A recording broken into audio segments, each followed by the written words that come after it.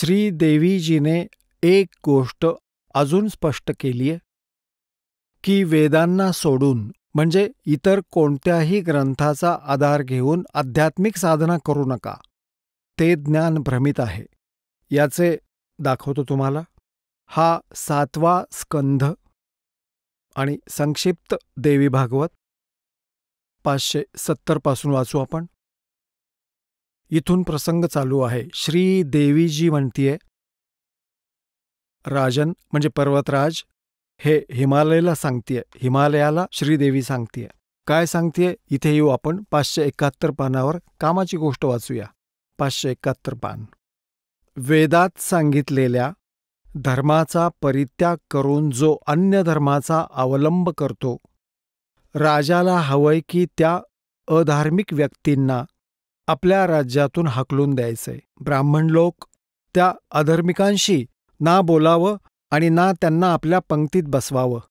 आता पहा, मग काय लिहिले की ह्या जगतात वेगवेगळे अन्य जितके शास्त्र आहेत ते सर्व श्रुती आणि स्मृतीच्या विरुद्ध होण्यामुळे तामसी म्हटले जातात. त्या शास्त्रांची नावं आहेत वाम, कापाल, कौलक आणि भैरवागम. शिवाने मोहात पाडण्यासाठी म्हणजे धोका देण्यासाठी, मूर्ख बनवण्यासाठी ह्या शास्त्रांचं प्रतिपादन केलं आहे. या कुठे कुठे वेदांचे अविरुद्ध अंश पण आहेत, म्हणजे वेदांच्या अनुसारच आहे. वेदज्ञ पुरुष त्या अंशाला ग्रहण करतो तर काही दोष नाही. वेदाहून भिन्न अर्थाला स्वीकार करण्यासाठी द्विज सर्वथा अनधिकारी आहे. अन्यथा वैदिक पुरुष सम्यक प्रकारे प्रयत्न करून वेदांचाच आश्रय घ्यावा. हाच शाश्वत धर्म आहे.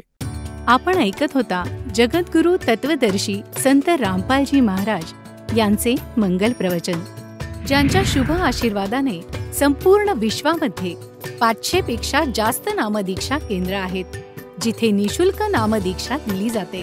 निशुल्क नामदीक्षा प्राप्त करण्यासाठी आणि अधिक माहितीसाठी संपर्क करा 7030303951 7030303952.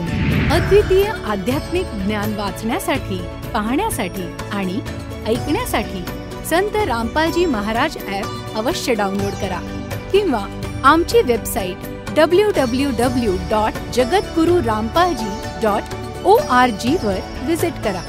आम्हाला सोशल मीडियावर फॉलो करा. सर्व पवित्र धर्मांच्या पवित्र शास्त्रांवर आधारित प्रमाणित अनमोल पुस्तक ज्ञानगंगा किंवा जगण्याचा मार्ग यापैकी कोणतेही एक पुस्तक निशुल्क मागवण्यासाठी आपण आम्हाला आपले पूर्ण नाव, पूर्ण पत्ता, पिनकोड आणि फोन नंबरसह लिहून 7030303951 किंवा 7030303952 या नंबरवर SMS करू शकता किंवा 7030303950 या नंबरवर व्हॉट्सअप देखील करू शकता.